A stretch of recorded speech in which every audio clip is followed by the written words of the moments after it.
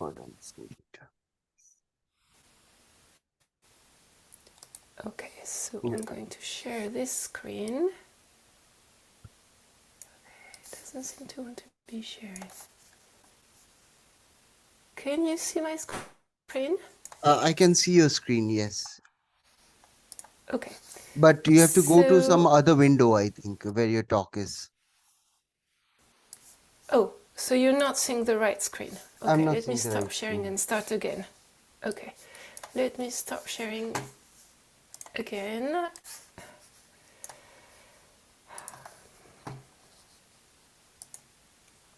Hello, Prashanjit, I'm in a meeting, so I'll contact you later.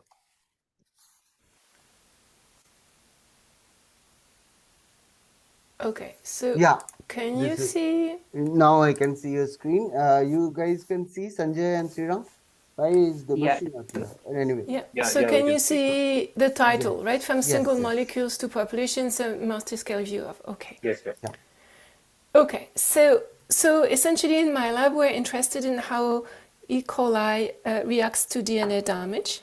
sure. Okay, so when we cause problem to the chromosome. And one reason important is that we know that a lot of antibiotics cause DNA damage. I see.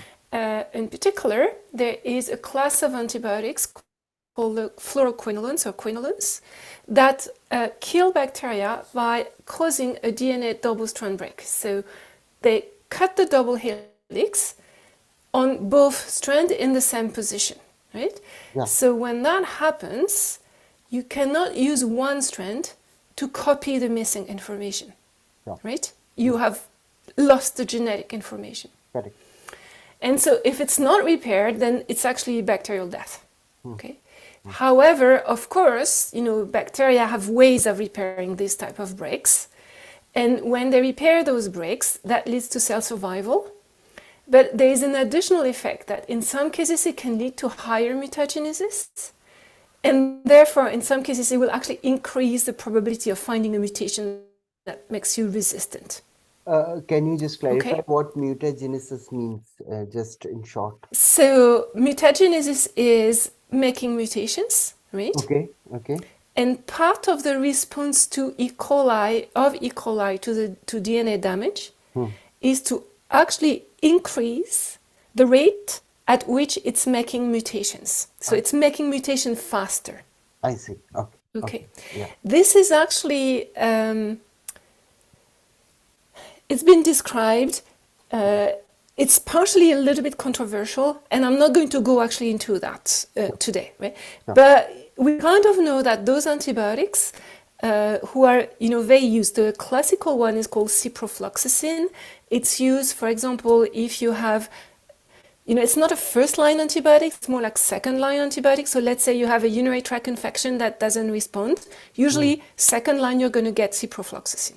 I see. Okay? So it's actually really used in clinic a lot, right? Mm-hmm. And it's used because it's very efficient, because when the bacteria can't repair the chromosome, they die.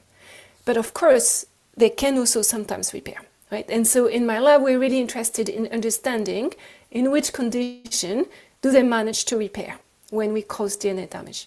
Okay. Okay? Hmm. Yeah. Okay. Okay, now we actually, to look at that, we are very interested in looking at multiple scales, and I'm going to give you some examples. So imagine here that this is a bunch of E. coli's. It's not a really good picture, I'm sorry. Yeah. And then they have their chromosome, right? Yeah. And all of them have a problem in their chromosome because, let's say, we've exposed them to antibiotics, right? Sure. And then, can you see that I've put different shades of green? Yes. Yes. And that's just to represent the fact that the DNA repair machinery might not be present in the same amount in all of the cells, because we know that there is a phenomenon called stochastic gene expression, Mm-hmm. which means that even if you have an isogenic population of E. coli, they all descended from the cell mother cells, Okay. they all have exactly the same chromosome. Because gene expression depends on random collision of proteins with DNA, etc., etc., you will have different levels of protein. Okay? And because you have different level of protein, some cells might not be able to repair. Some might be able to repair okay, and maybe some will repair, but they will accumulate mutations. I see. Okay. And then there's something else that can happen, which is that the repair process itself sort of can actually a bit sort of slow down the bacteria, because repair, it takes some energy, it takes some inducing the repair enzyme, etc. Correct. And so some of the bacteria might actually, like here I have only 2 pale green, but they might end up being many pale greens, because they repair quickly and then they continue to grow and divide. But then the other ones actually are repairing, but it takes much more time, and so they don't grow and divide at the same rate, right? Yeah. So essentially, there is one scale, which is that we really need to understand what's going on from one cell to the other at the molecular scale. Correct. But we also need to understand the population impact, because this modification at sort of single cell molecular level might actually be transmitted into modification in the division rate of the bacteria, which then have an impact on the population, right? Because those pale green ones will sort of invade and the other ones are much less frequent, and then maybe they're not important anymore. Sure. Yes. Okay, so in my lab, we're trying to look at all these levels, Excuse me, can I? small steps, right? But this is kind of the general idea. I think Srirang has a question.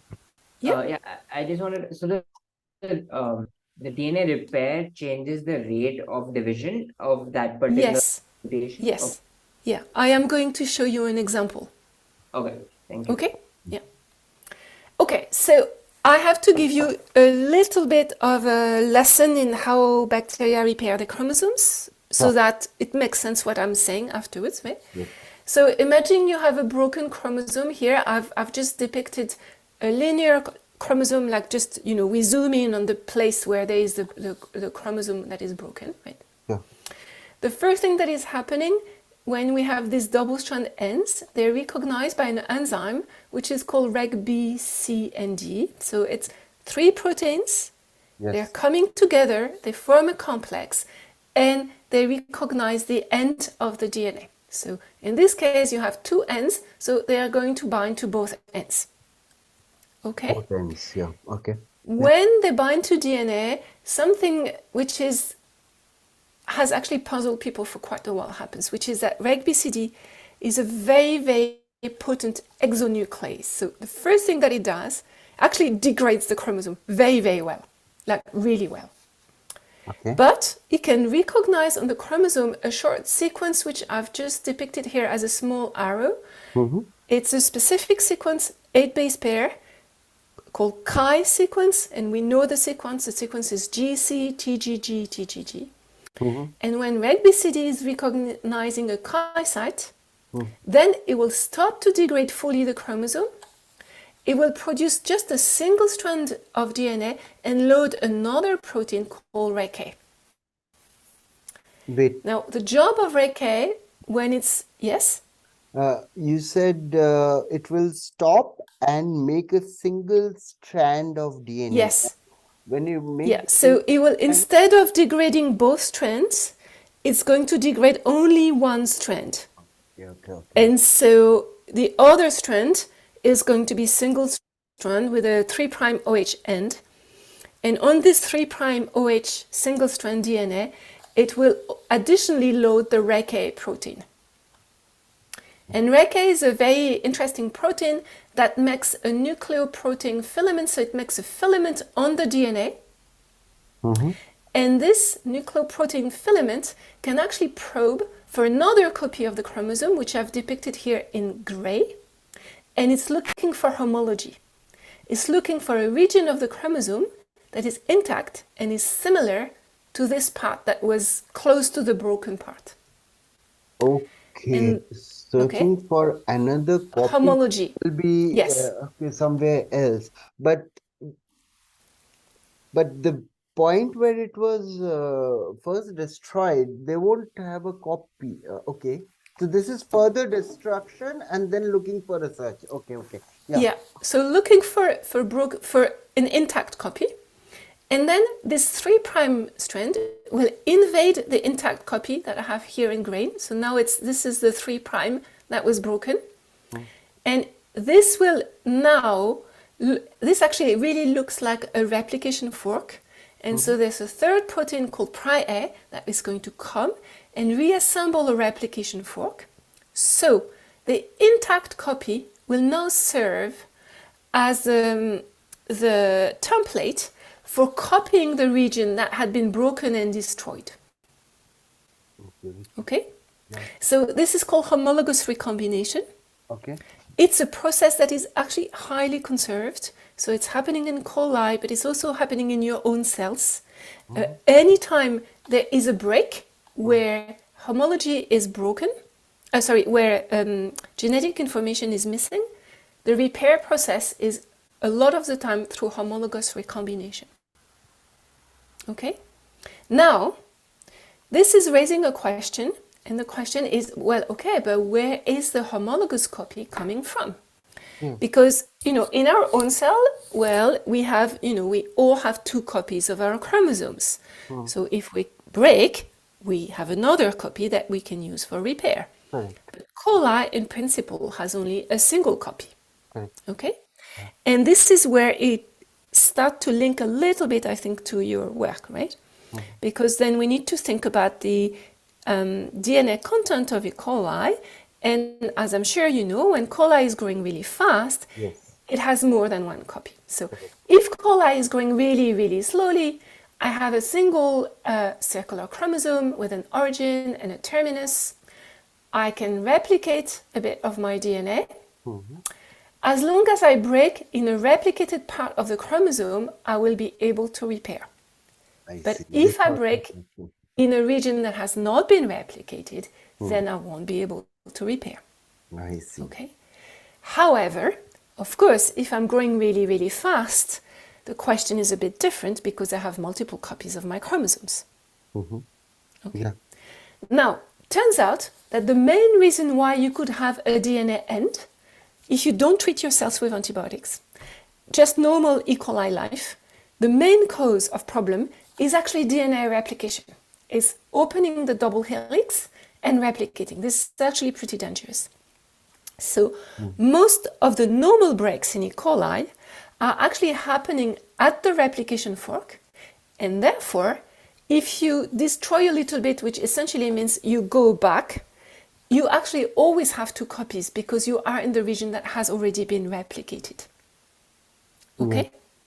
So actually, even if you're growing slowly, as long as your break is happening at the replication fork, which is the main cause of breaks in normal coli life, you should be able to repair by homologous recombination. Yes. Okay? Yeah. Of course, if you now treat with antibiotics, things might get a lot more complicated and, there might be different outcomes, and this actually is what we're interested in exploring. I see.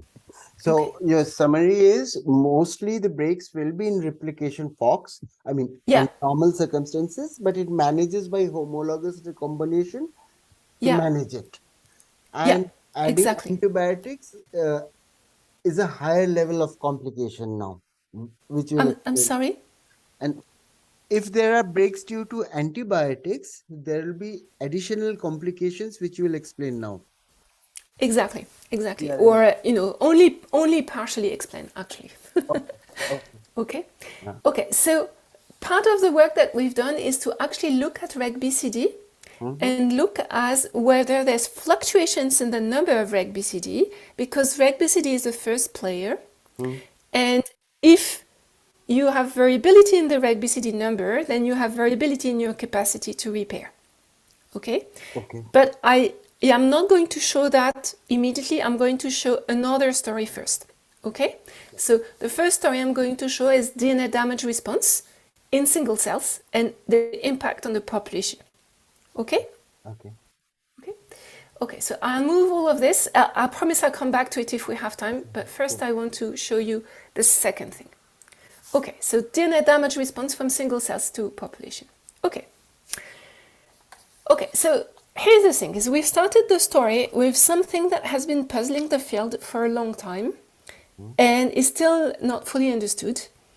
despite everything that I have told you, we know that DNA damage sensitivity, so sensitivity to an antibiotic such as ciprofloxacin, is higher if E. coli is growing fast than if it's growing slowly.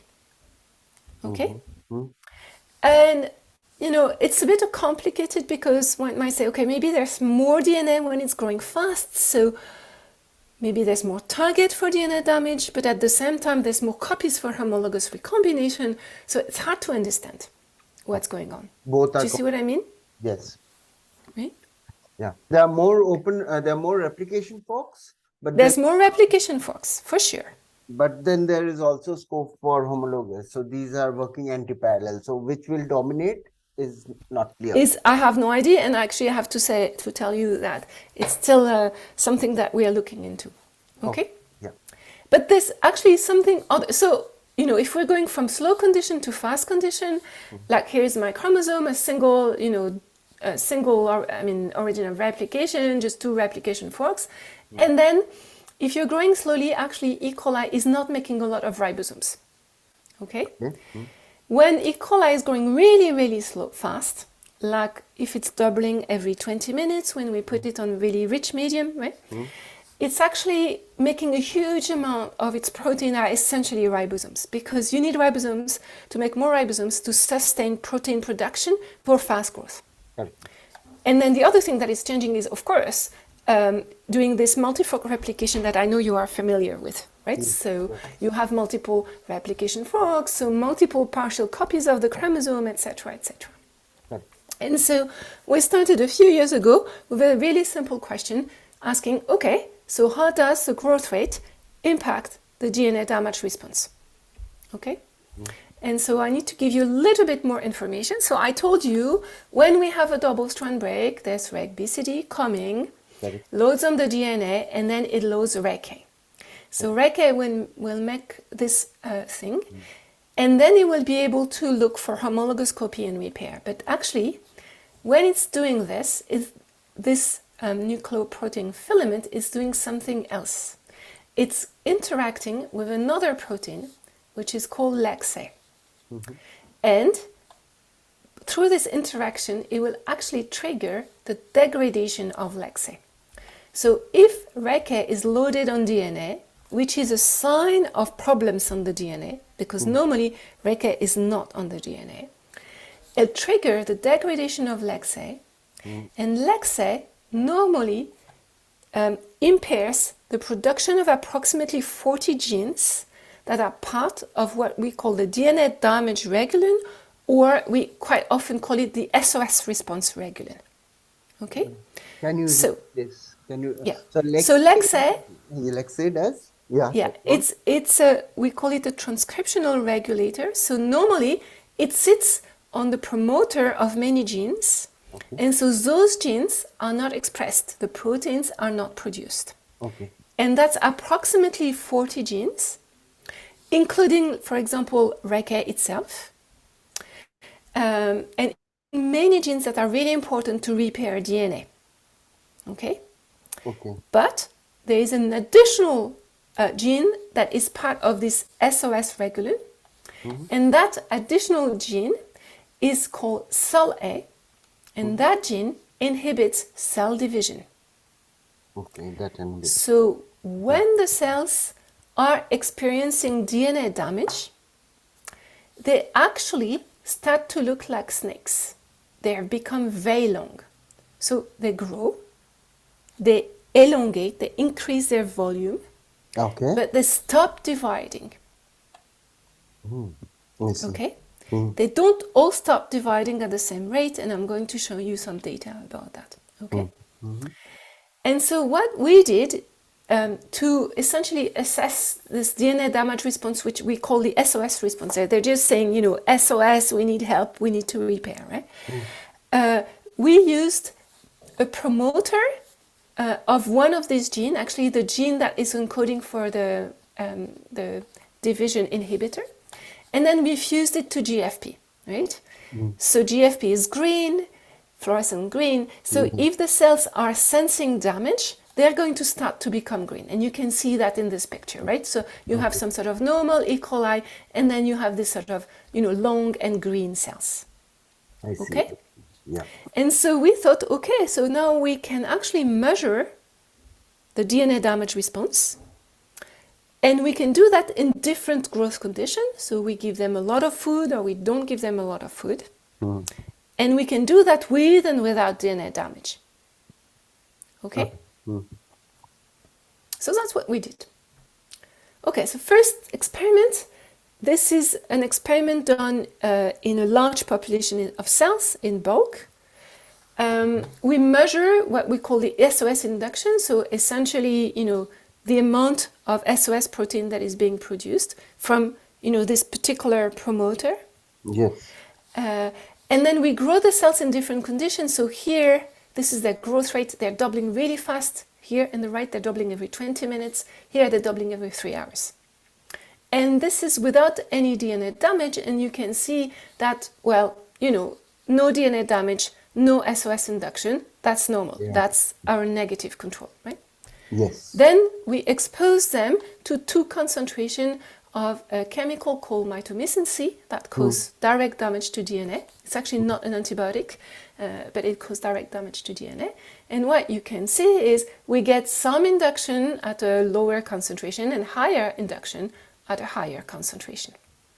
But you can also see that actually the induction is much, much higher if they're growing slowly than if they're growing fast.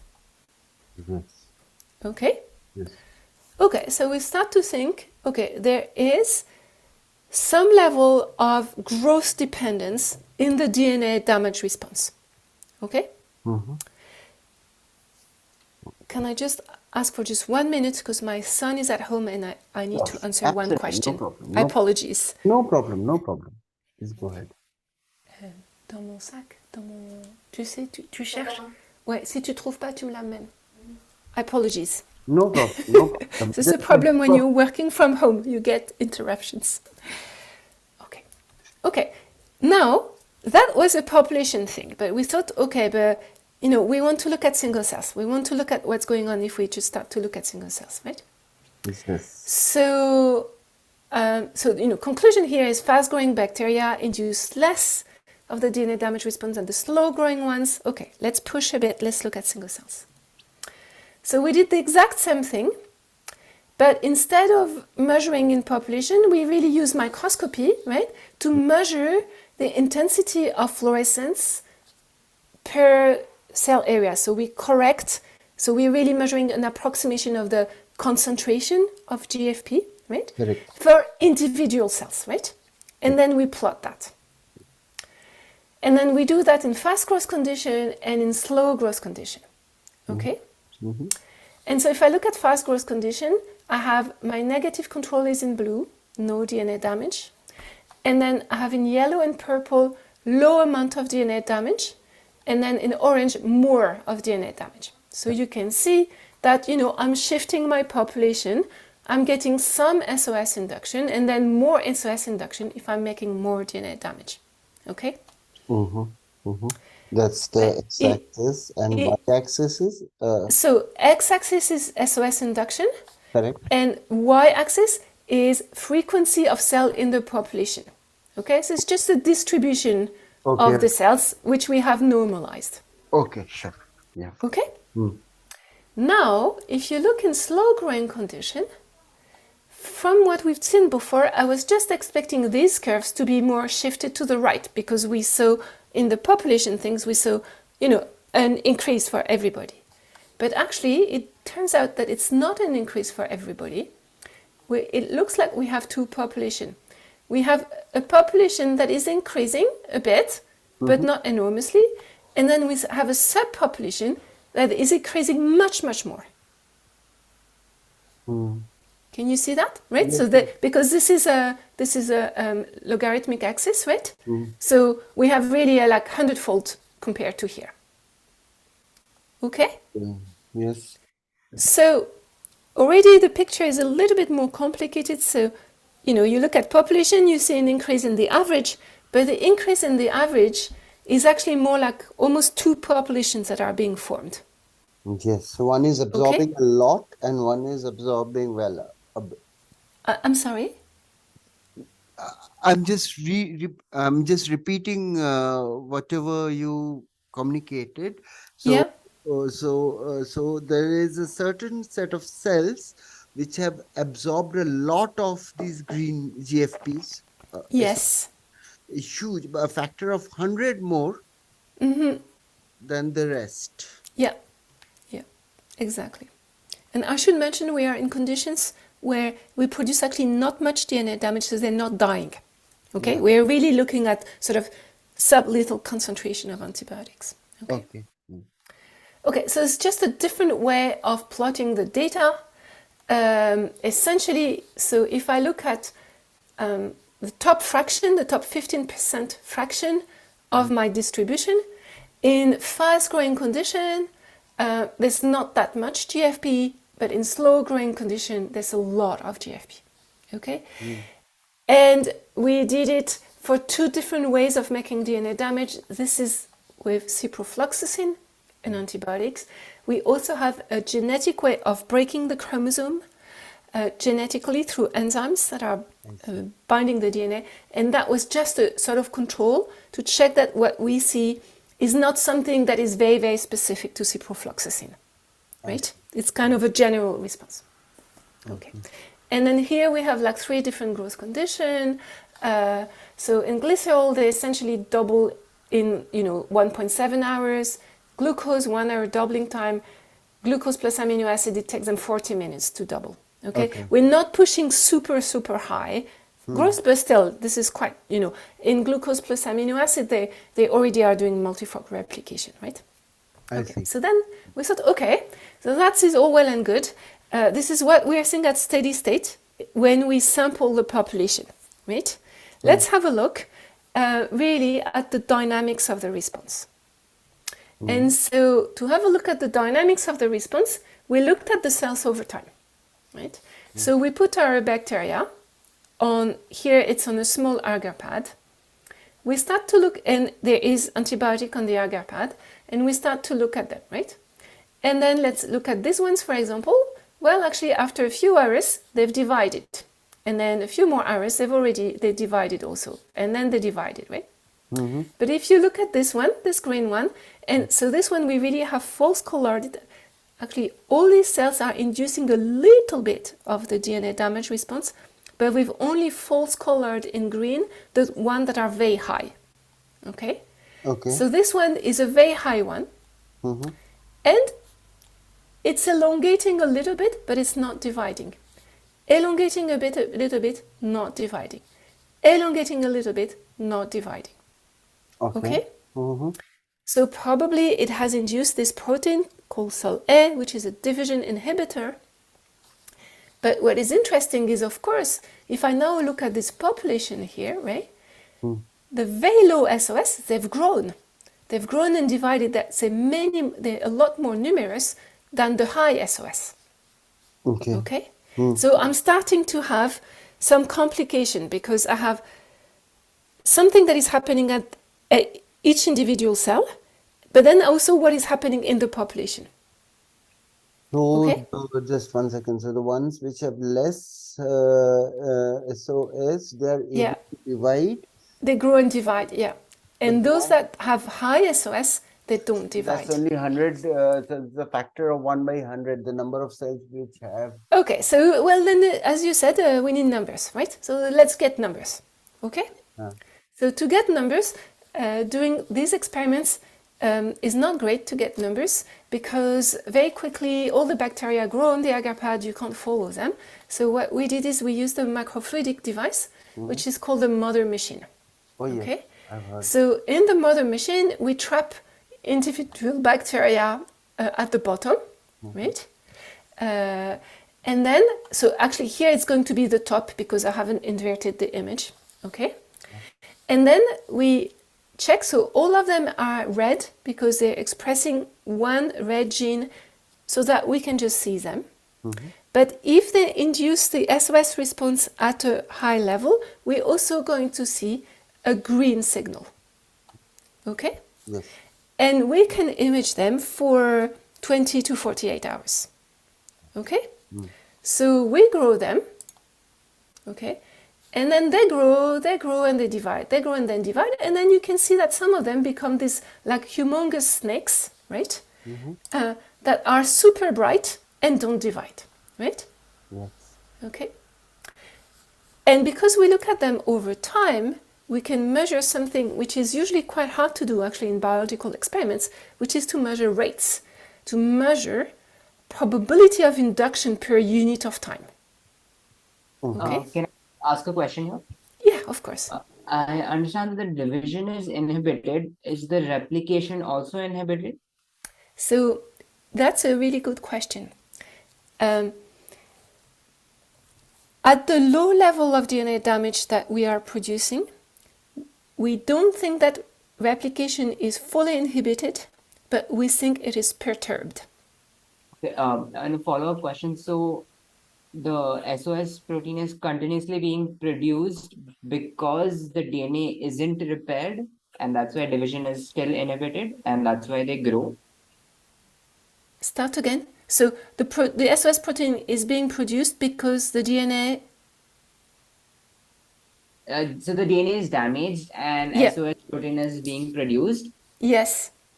and then you see the green, and you Yeah. see that inhibits the division. I was Yes. wondering, as the DNA gets repaired, the opposite should happen. I'm guessing. So Yeah.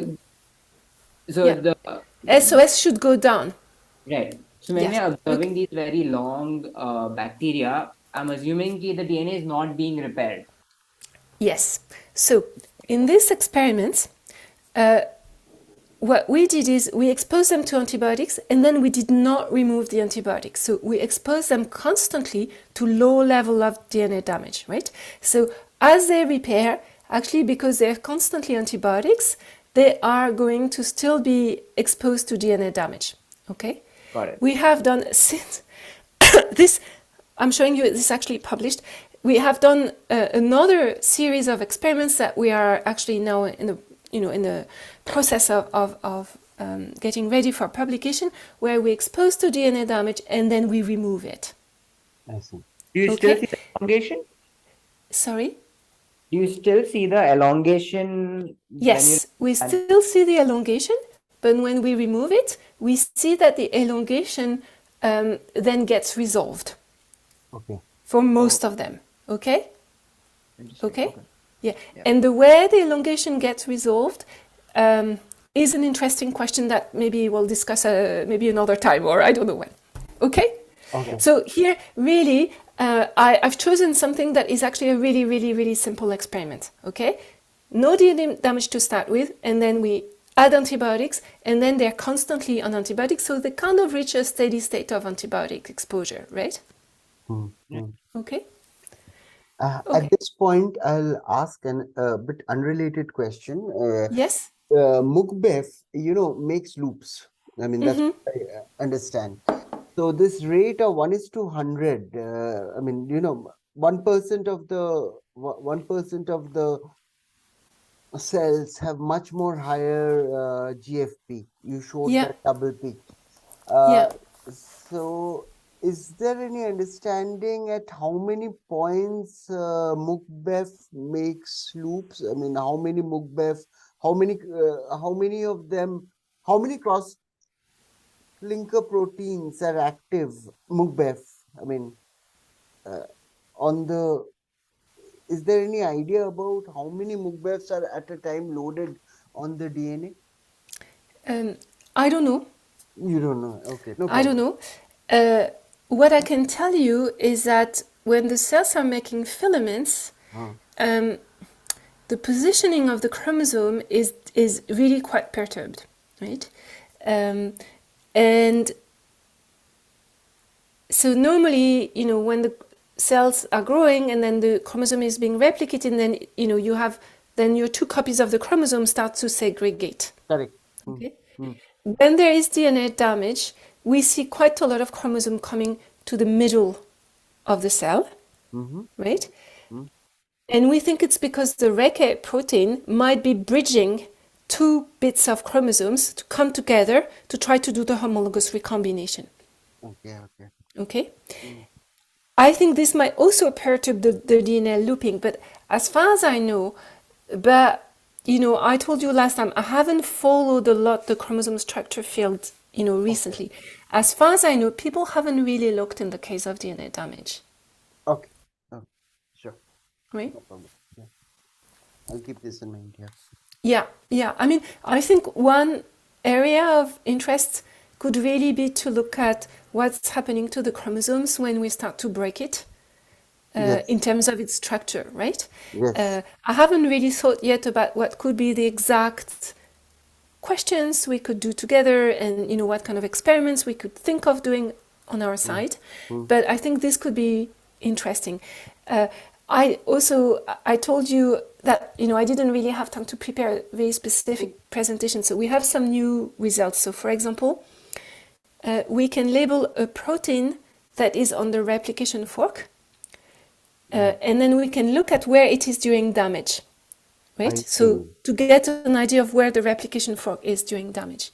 And indeed, we see that it really seems to go to the center of the cell.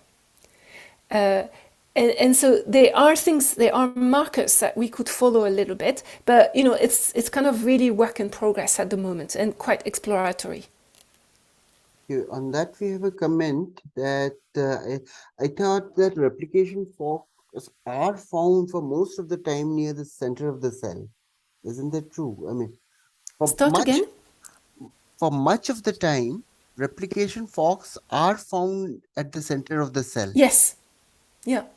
Yeah. And that also we could explain that why is replication fork found. So here you said that when there's damage, they go to the center of the cell, but most of the time they're anywhere near the center of the cell. That is really true. You're right. But normally, if you have long cells, Yes, right, yes. you would expect them to start to separate, right? Okay. Okay. Yeah, yeah. And we don't really see that. We see blobs of chromosome that seems to be entangled together. But it sort of makes sense because if they're doing homologous recombination, they actually need to have the strands. The strands are exchanged, so they are physically together. Yeah. Okay. Okay. But, and the one thing that I don't know is,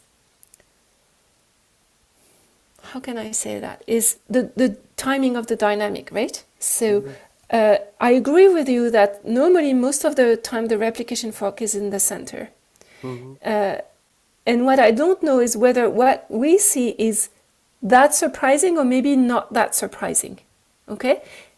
The only thing that I can tell you is that for long cells that are really long, right? Some of them are like 20 microns, something like that. I would normally expect the chromosomes to start to be separated, and they're not. Okay. Okay. Okay? But Yeah.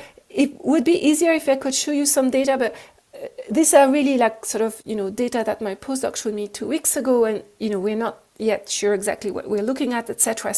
So I need to sort of work on that a little bit more. No problem. We have enough new stuff already coming. Okay. So Okay. this is good. Yeah. Go on. Okay, so now what we did is to get back to my presentation. So we image the cells over time, right? We take a picture every 5 minutes, okay? And then we can build a chymograph. So this is time, the x-axis is time, right? Yes. And so you can see the trajectory of a single cell, and it's growing and dividing, growing and dividing, growing and dividing, right? This is the red channel, this is the green channel. So here it's inducing a little bit of SOS, but it's still growing and divided. And then another cells will behave completely differently, right? So growing, dividing, but all of a sudden the mother just doesn't divide anymore, okay? And it correlates with very, very high SOS. Okay. Okay, so from that, there's actually quite a lot of work to make sure we can do all the image analysis in a very automated way. So we use deep learning algorithms to do automated image segmentation and tracking and all of this. And believe me, it took us like 2 years to get something, really robust, right?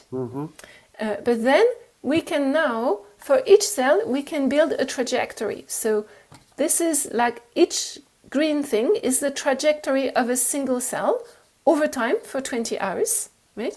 And here we have measured the GFP intensity, okay?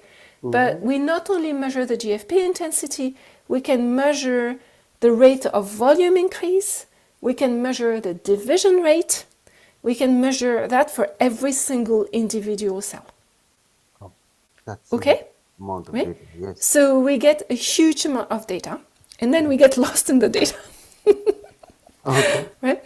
But I mean, we get all of this data, right? So we get, and what is really interesting is in biology, measuring rates, measuring, the probability of change over time is really hard.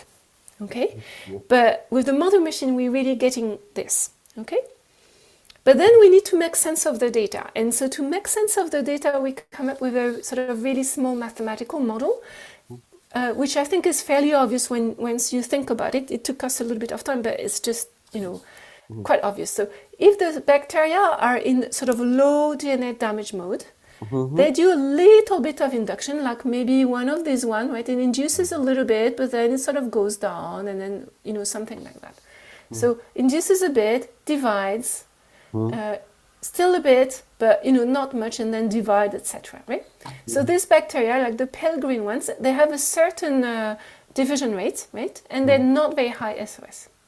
But then some of them, with a certain rate, which we decided to call alpha, they can sort of pass a threshold and become really high SOS. And when they become really high SOS, they don't divide anymore, or they divide very, very, very slowly. Okay? So they have another division rate, which we call lambda 2, which essentially we put almost to 0 because they hardly divide, right? I showed you before, right? They make this huge filament that essentially in 20 hours doesn't divide, right? Okay? And so now we can try to infer the parameters of this model from our data, right? So alpha is the rate of going through this threshold, going high SOS, right? And so we've inferred alpha in different growth conditions, so, slow, medium, and fast, and also for different thresholds, because it's not really easy to say high SOS is like a certain concentration of GFP, right? So we've done it for all of them. Okay?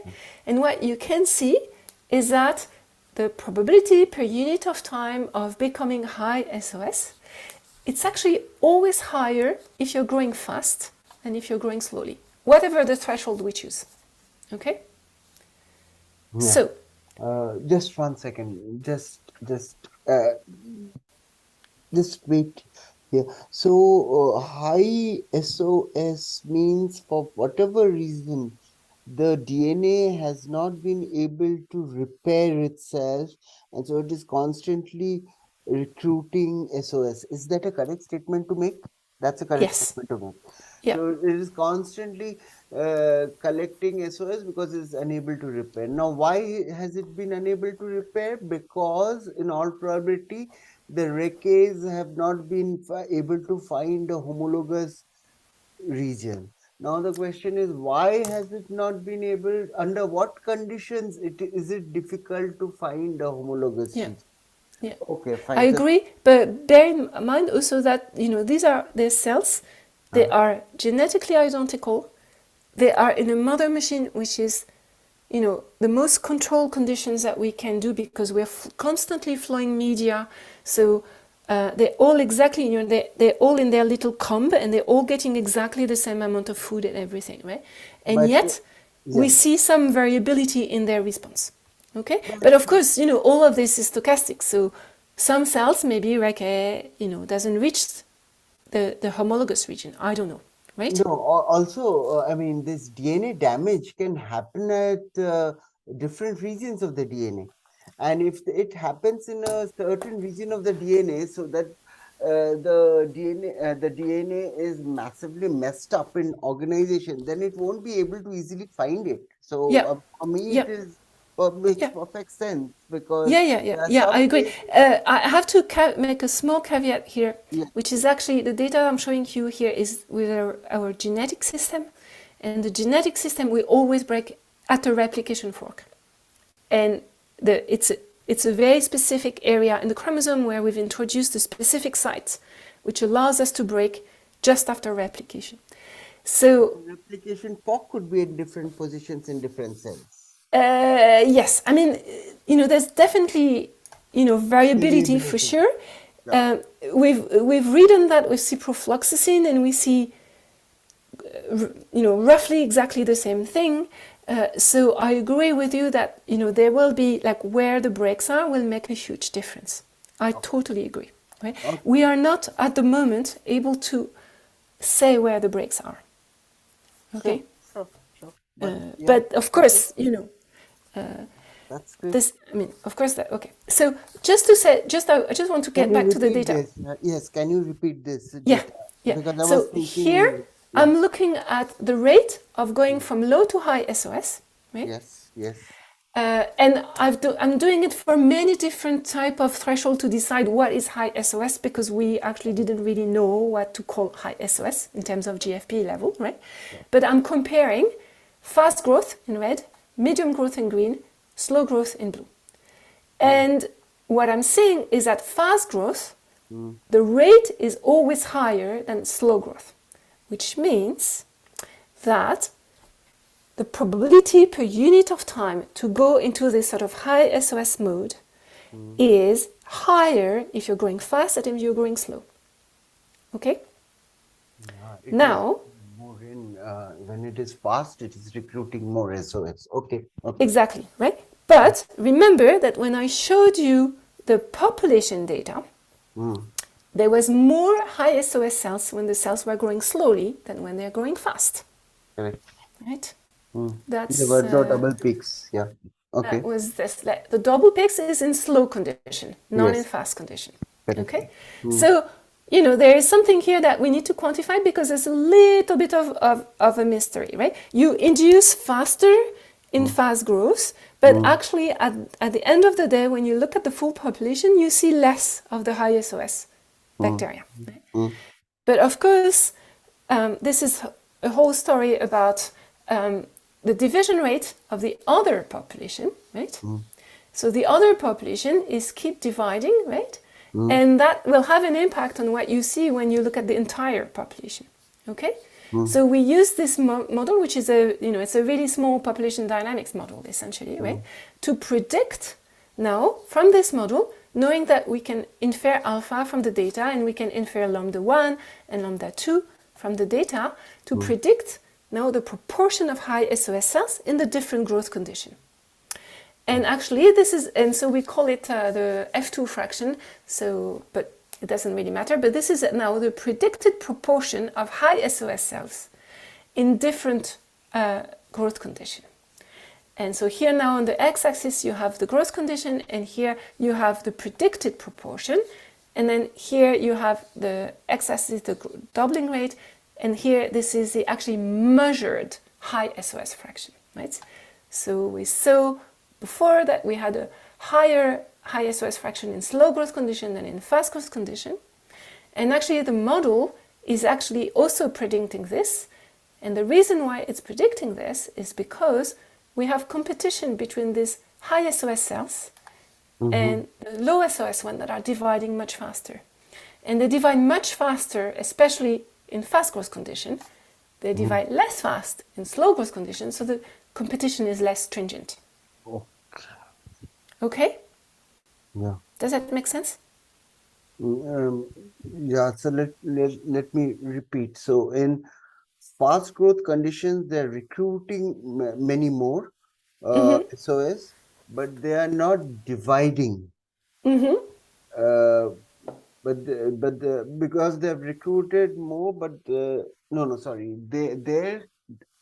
fast growth will divide. The one, essentially, in fast growth condition, you have these two populations, right? That you have the one that become high SOS, and those ones don't divide. But you still have the rest of the population, which is dividing. Okay, right? okay. And so you have this competition. And they keep recruiting SOS because each of them is getting a bit of a, and with the slow one, okay. So you have the same amount of cells that you have because they're not dividing. I mean, they're slowly recruiting. But there are a Exactly. few which are very high, 100 times higher. Yeah. Okay. Yeah. Okay.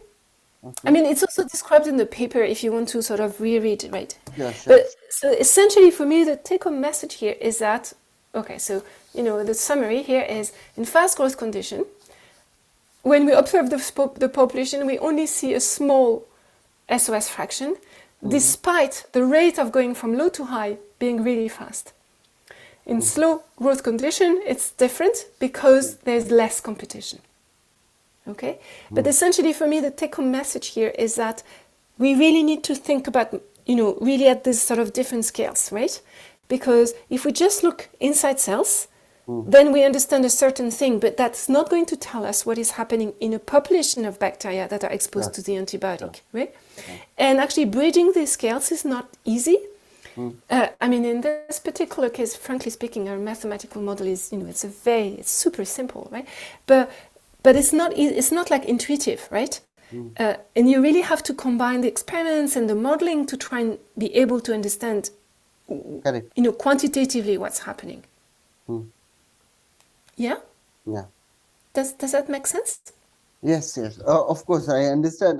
Not that I've fully understood the competition, but I can always come back to the recording and listen. I understand that there's the competition, but how is this affecting? I have to still Okay, revisit look it. at this population here, right? Yes. Right? The gray one, they're very low SOS, right? Yes, And so they keep multiplying. They multiply like crazy. Okay? Yes. Yes. From time to time, they become high SOS, right? And so they become longer, etc. But the other ones are growing like crazy, so they totally outcompete them. Oh, okay. Yes. So they're less. Yes. Exactly. Yes. And it turns out that going from now I gray understand. going from gray to green is actually faster in this condition than in this one. But these gray ones, because there's not that much food, they don't grow like crazy, so they don't outcompete as much. Okay. Okay, so you have really essentially you have two different rates. You have the rates of going high SOS, but you also have the division rates. And those two things are, they're going in different directions, right? And so you have to quantify to be able to predict, right? Because it's all a balance. Yes, yes, right? yes. Now I understood it. But here you have still neglected the ones which have 100 times more SOS. No, I haven't neglected. I count them here. In the slow growth? Yeah. No. I still have some. I just don't see many. I still have some. Okay. Yeah. No. Yeah. And we did something very simple. So we did just two classes, either low SOS or high SOS. If you look at the high SOS, some of them are totally crazy. Okay, so of course you could have a much more sophisticated model where you have a much more of a sort of continuous description of the SOS response, right? But I think it would have been a little bit of an overkill for what we were doing. Okay, because obviously more complicated models means more parameters, more difficult to constrain, and you see what I mean. It's kind of always a balance, right? So we went for like a really simple model. 2 parameters. Okay. Yeah, very simple, like super easy. Yeah. Okay, but then we can really measure the parameters. This is the beauty of the modern machine, right? Like we are literally measuring them from the data. Sure. Okay. Yeah. Okay, so I want to get back. I have another half an hour. Sure. I hope I'm not making you dizzy.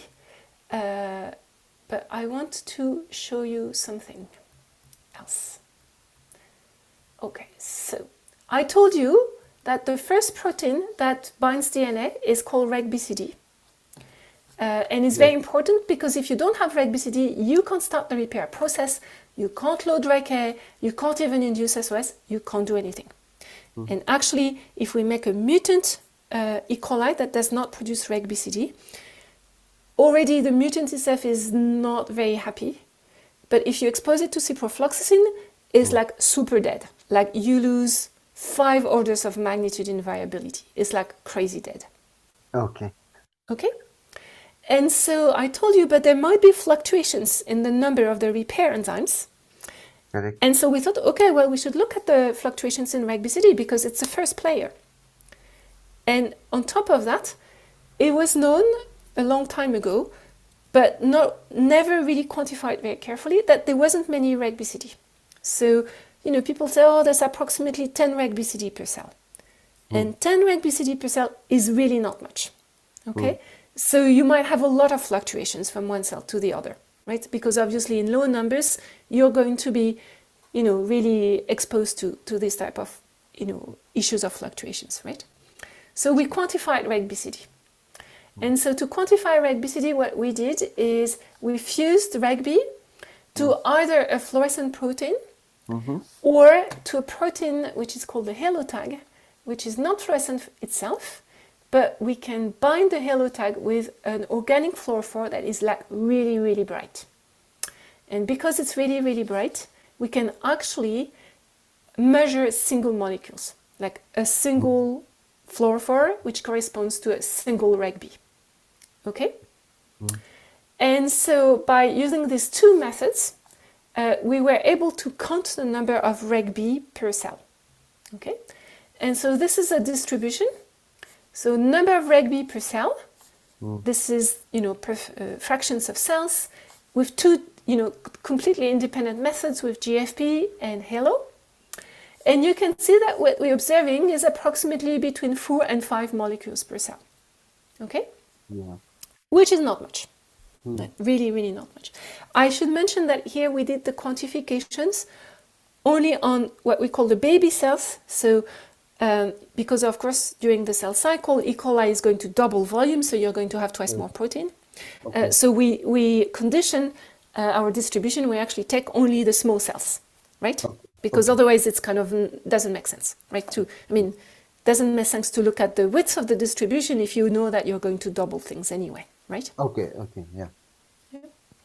Okay, so we looked into that, and so we wanted to check a little bit of, actually expressing a protein at 5 copies per cell is really hard. How does that work? Okay, because also I should mention, on average 5 copies per cells, I should have quite a few cells that don't have any reg B, and we never see cells without any reg B, and we don't know why. Okay. Okay.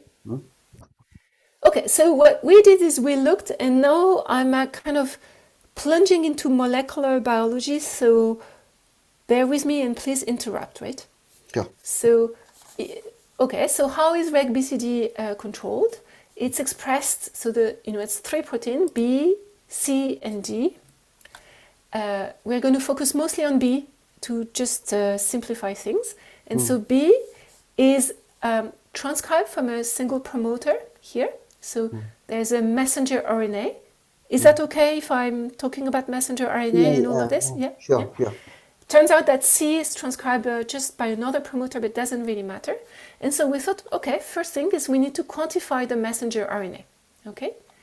So to quantify the messenger RNA, what we did is we used a technique called RNA fluorescence in situ hybridization. So we have really small fluorescent probe that can base pair with the messenger RNA.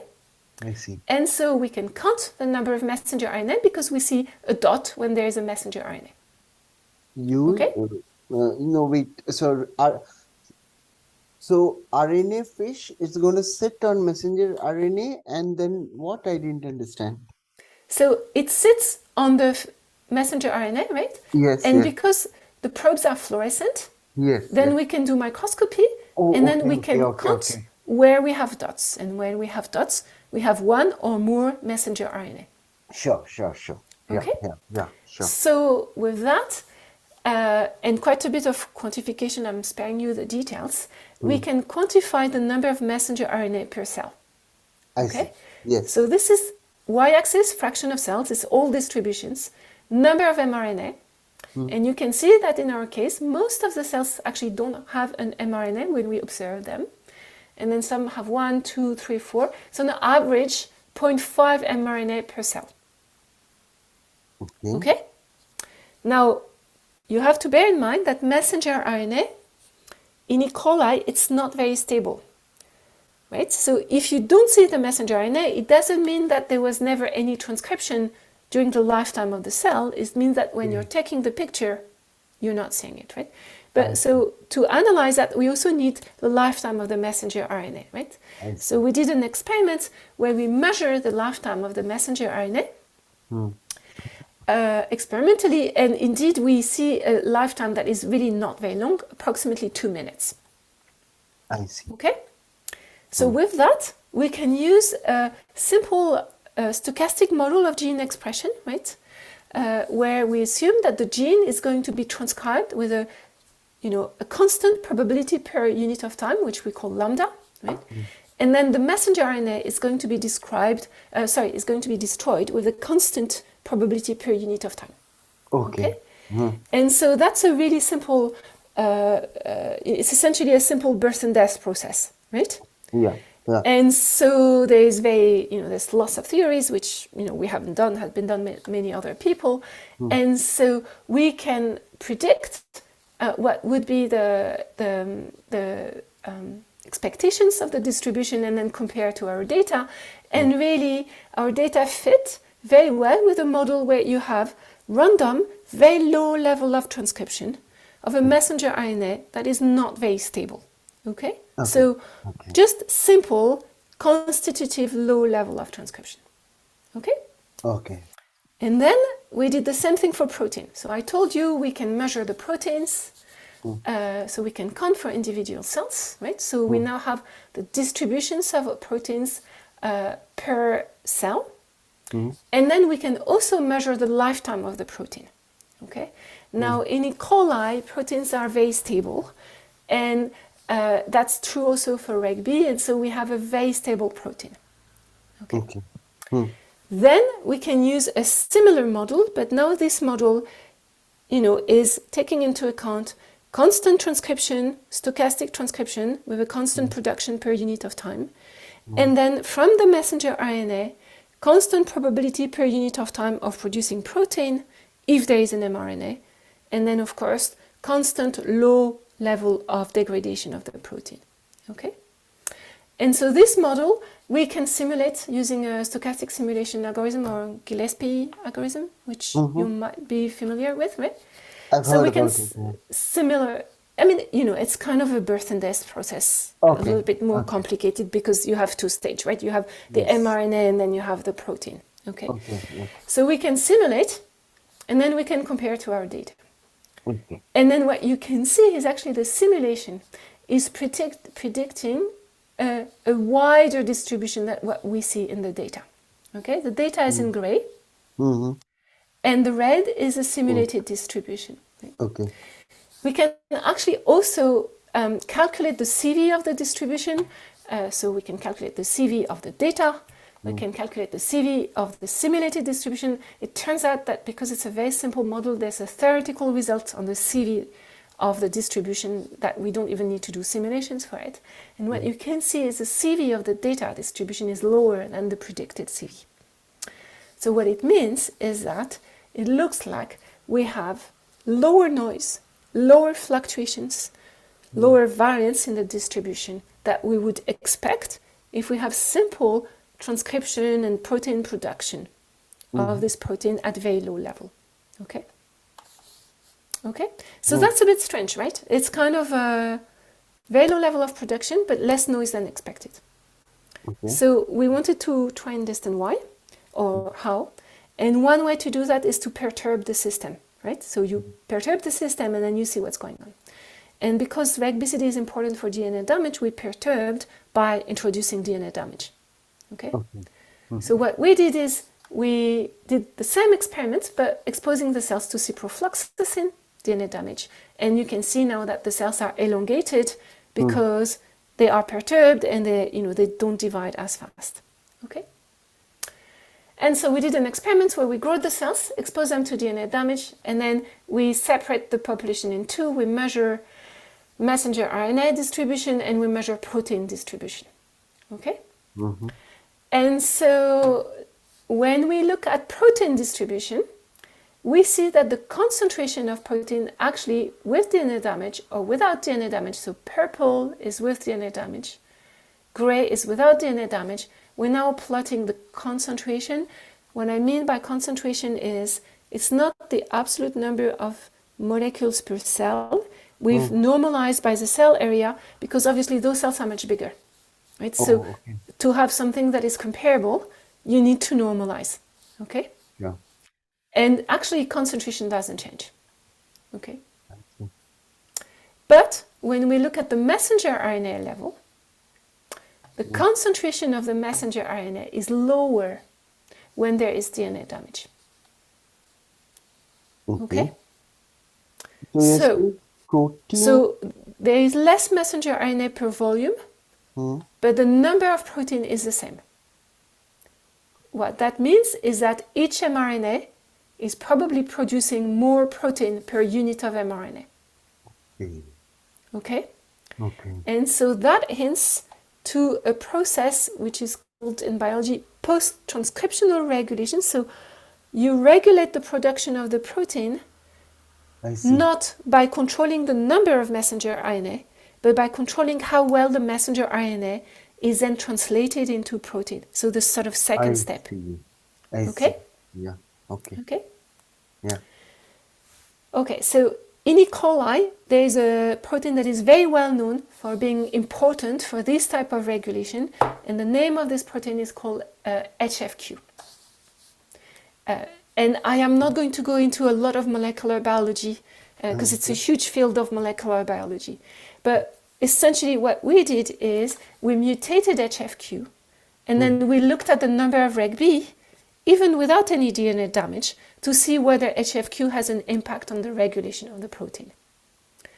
And what we saw is that indeed, if we mutate, if we remove HFQ, then, this is a yellow mutant, we have more reg B per cell than normally, suggesting that HFQ is important for the control of the production of reg B. I see. Okay? Yes. And so this suggests that HFQ is really controlling the expression of reg BCD, making sure that you don't have too many of them, maybe, but also maybe controlling the noise, making sure that you have enough in the cell. Okay. Okay. I'm going to spare you some biology here, but essentially it looks like it's important to control not only the number of reg B, but actually how much of reg B you have in each individual cells. I see. Okay. And then we did something else, and so this is not a fully finished story, but this is something where I think, again, we might have some potential interest, maybe, as we discussed, right? So now we have counted reg BCD, etc., but we wanted to look at how it works in real time in cells. Okay? So we label reg B, and then we use some fancy microscopy that I'm going to spare the details to track reg B in real time in the cells. Okay, so we're tracking an individual molecule every 12 milliseconds. So we're taking picture every 12 milliseconds. Okay. And we're building trajectories of the molecule, either in cells where there is no DNA damage, or in a cell when there is DNA damage. Okay? But you can have multiple reg Bs, right? Yes.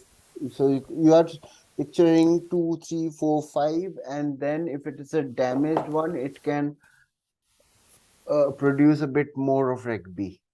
Is that correct? If it is concentration actually, the concentration actually does not increase. It's producing a bit more, but the concentration doesn't increase, right? Correct. And it turns out, so it's actually quite hard to track. It's hard to track single molecules when you have too many of them, but at around 3 to 4 or 5, it's actually fine, right? So we managed to track.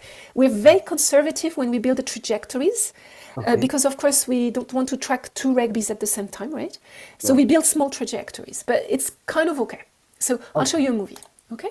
So you can see, so of course, it's very, very low light imaging, right? But here we've sort of superimposed on our images the sort of trajectory that we can reconstitute, right?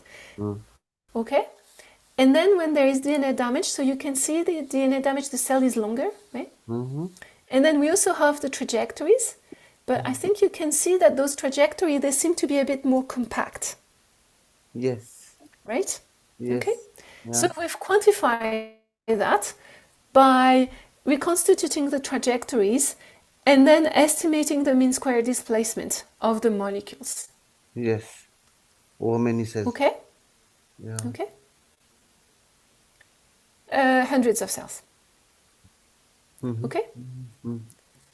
Okay, so to do that, we have like lots and lots of cells. Again, we do a lot of deep learning to segment the cells and reconstitute the trajectories. Just 1 second. Like you can see, I mean, I like this is cute UV. Like, they're really very cute. Sorry.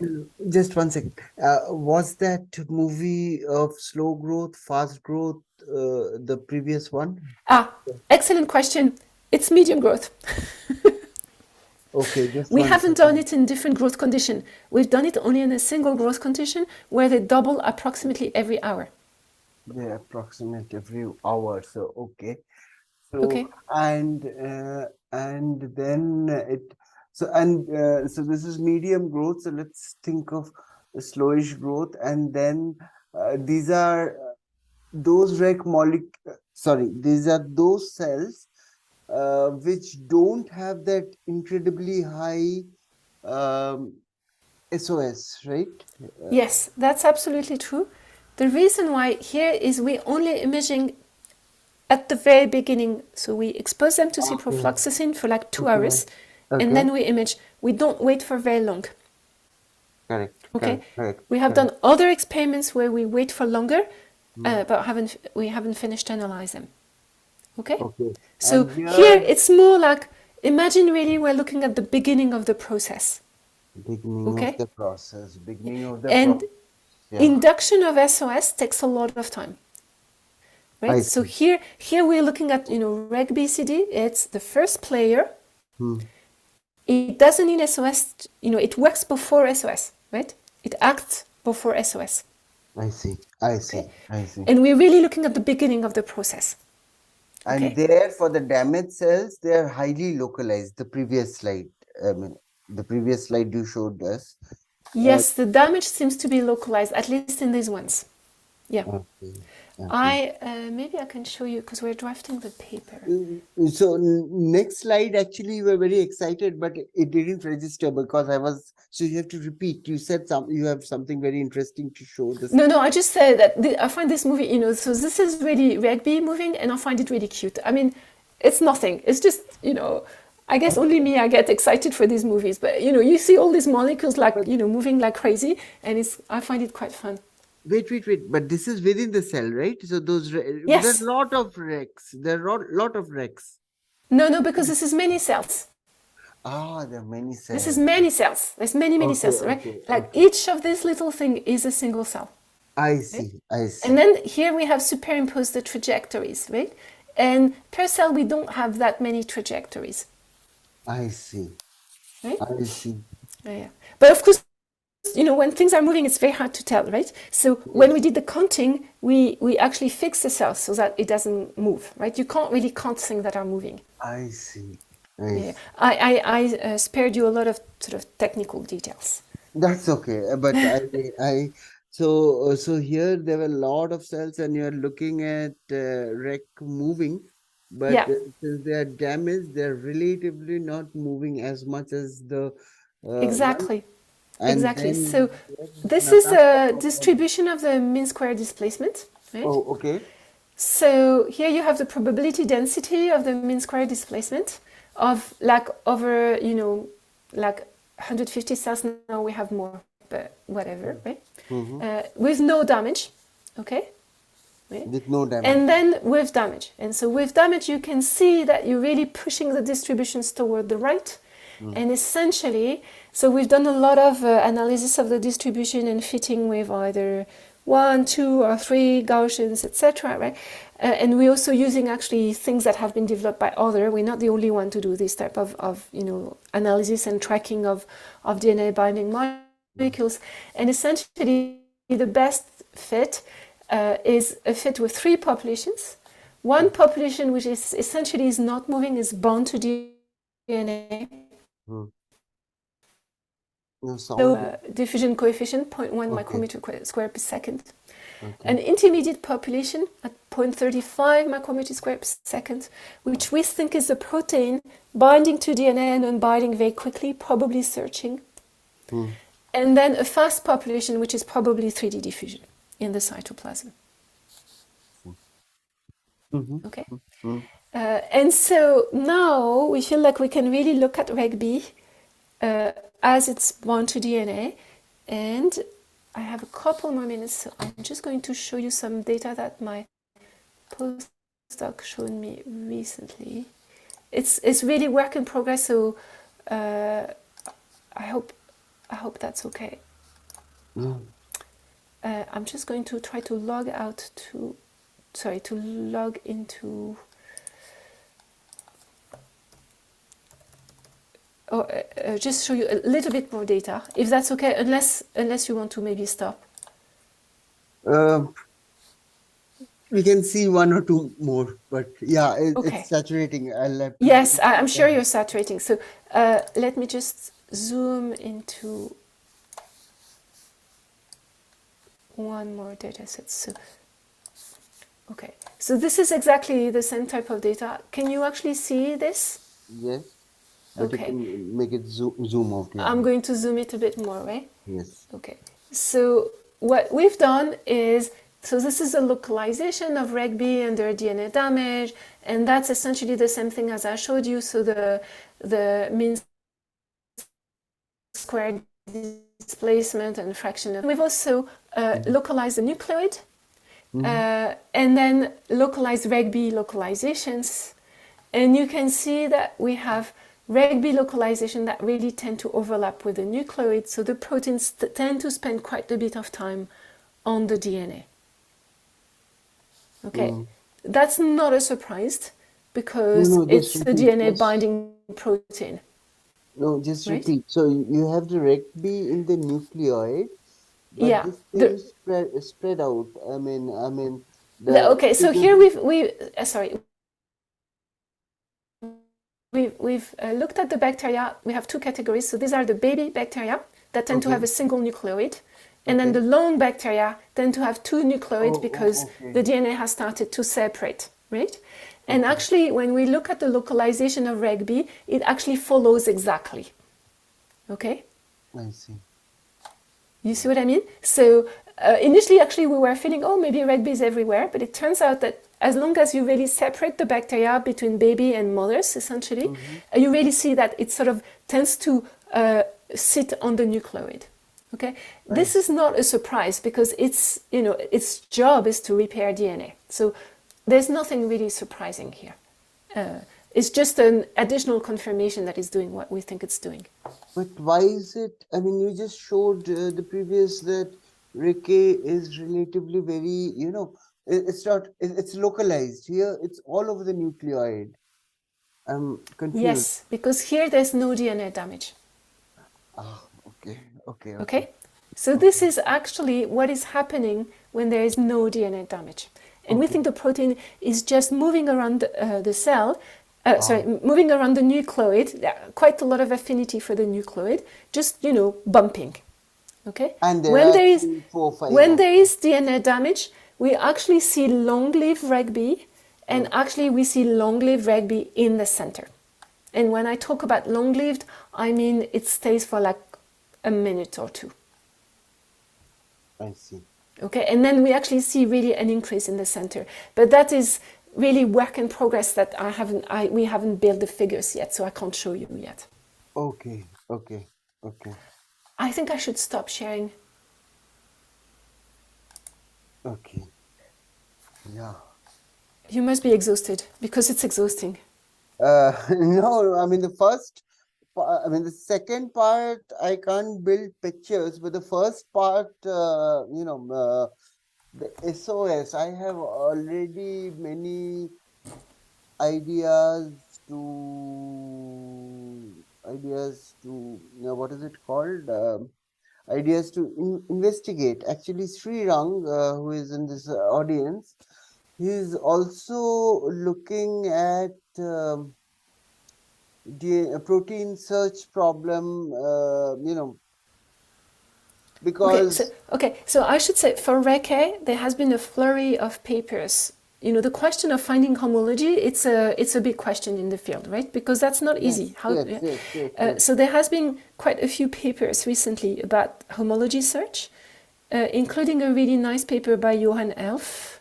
Oh, Do you? yes. right? Yes, Right? yes, yes. Yeah, where he has a quite interesting model about how Reke might facilitate homology search. I think it was published, I don't know, maybe It's two a years couple of ago. years, yeah, 2 or 3 years ago, right? Yeah, Just, yeah. I think we are looking at that paper. Okay, yeah. I think we spent quite a bit of time reading that paper. We're actually using some of the strain that he built, etc. We're quite convinced by what he said. No, we're not physicists, right? But it sort of makes sense with the data. Yes, that paper had Reiki. We didn't know what is Reiki and why should we care, but now I Yeah, yeah. No, know. no. Okay, Yeah, okay, yeah. okay, okay, So, okay. so I mean, Johann Elf has a lot of papers on chromosome and chromosome positioning and all of this, but he has a specific one on homology search by Reke, and it's a good one, I think. As far as I can tell. Okay, okay. Because I also heard his talk in this EMBO meeting in Israel, Yeah, yeah. and uh, yeah, it's from there that I think that is the one, Srirang, right? I'm not making any mistake, right? Srirang, can you please say Uh, whether I'm not I'm not sure which one we're discussing about. there's only one where you switch off, I think. Okay, let me not comment anything. I will rearrange my thoughts, and in a couple of days we'll have some discussion, and whatever our comments or whatever the ideas. The Yeah. first part actually triggered me.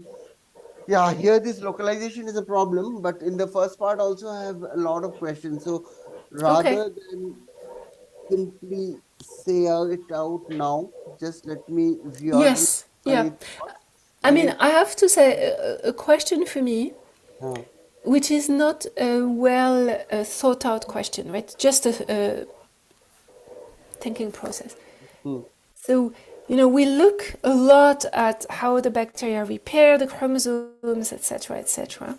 hmm, I don't think we have asked a lot of questions about the structure of the chromosome under DNA damage. I mean, I have to say, I have certainly myself I haven't looked into that, uh, but I haven't also done a lot of work to check in the literature whether people have looked into that. Right? But I I see. don't think there's that much has been looked into it. Mm-hmm. And obviously, a chromosome that has a double strand break is going to change the topology a lot, right? It's going to change the supercoiling. Hmm. It's going to change a lot of things, but it's unclear for me whether this is a local change, because if you have loops, maybe it's just a local change.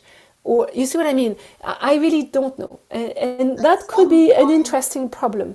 so that's exactly where I wanted to, because there are loops, and the small loop. I mean, okay, one, no, sorry, 10 to the power 5 or 10 to the power 6 base pairs loops, but there could be also bigger loops. So if there are some cuts at very specific points, which in a major way changes the topology, in those cases, are they having a harder time to repair? Something like this would be the.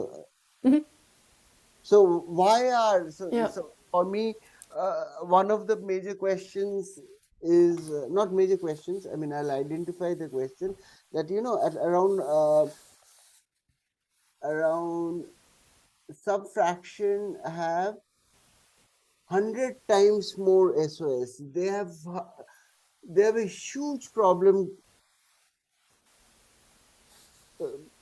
repairing themselves, so they keep on the slow growth ones. They have a huge problem, and they keep on recruiting that SOS. You showed that double peak. Okay, so that's one thing. So is it a matter of where you are cutting or damaging, even if it is because RF itself is moving? But in that case, why is it that fast growth, a similar case, is not there? Is it because you know in Yeah, fast yeah. growth, So I want to, of course, link the stuff that you have told me to organization and loops, because that's what we are really focusing on. How Yeah. does loops? So I'm going to connect those two. But now, There is something else I will send you. So I have a colleague in Edinburgh. Well, she's moved to Germany recently, but she used to be in Edinburgh, and she's a physicist. And uh, she was thinking a little bit about the connection between damage with ciprofloxacin and DNA replication, right? And they published a model about that. This is not. It's not a biophysical model in the sense, it's more like a mathematical model. I mean, there's no loops, there's no nothing, right? But it's more about the, the probability of having a replication fork and the ciprofloxacin that is impairing the damage, etc. And that could be an interesting paper for you to read, because it's not about there's not a lot of they're not trying to put a lot of molecular details. They're trying to think about quantitatively what is going to happen, because we know that this damage is connected to replication, and it's going to be different if you grow faster, if you grow slowly. And it could be like sometimes it's useful to read those modeling papers, because they kind of simplify, but that helps with this thinking. Sure. Right? So who is that? I'll send you the paper. My colleague, her name is Rosalind Allen, but I'll dig the paper. You know her? No, I haven't met her. She was also supposed to be in this EMBO meeting. So I've seen pictures of her, but she finally didn't, she couldn't attend the EMBO meeting in Israel. Okay. Yeah, she's great. She's really good. She's really, really good. She has moved to Germany, is it? She's moved to Germany relatively recently. Jena or somewhere, I think. No, somewhere in the east, kind of in the middle of nowhere. Yes. I had noticed her wherever she is. It's really in the middle. I'll send you Rosalind's paper. I need to dig it out. It's published a little while ago. I also see the time, and for me, it would be better if we sort of conclude, because I can start to feel a bit tired. Yes. But I thought maybe, so I'll send you Rosalind's paper. Maybe you can have discussion with your people and all of this, and then when you're ready, we can have another discussion. Sure. And before that, it helps me to simply write down rather than... Of course. Some questions or papers. Mails, you don't need to respond to it. Yeah. Those are basically structuring my comments, and I might send a restructured comment after 3 days or Yeah, of course. You don't need to respond. I will. I'm still trying to be a bit careful with my health, but I respond when I can, and I know that this is ongoing. And then if we feel we need another discussion, then you just ping me a mail, or if I feel like I'd like to discuss something with you, I'll just send you a mail. Absolutely. You'll hear something once we at least a list of questions which came to my mind. I want you a healthy recovery, and thank you very much. This is recorded. We'll of course go through it. All of us are go through it. Yeah, of course. So thank you very much. Thank you so much. Thank you. So much. Bye. Thank you. Bye. Now I must ensure that the recording is there. Now, so I think I will end the meeting, and then it starts changing. So I'm ending the meeting. Yeah. End meeting for all, and then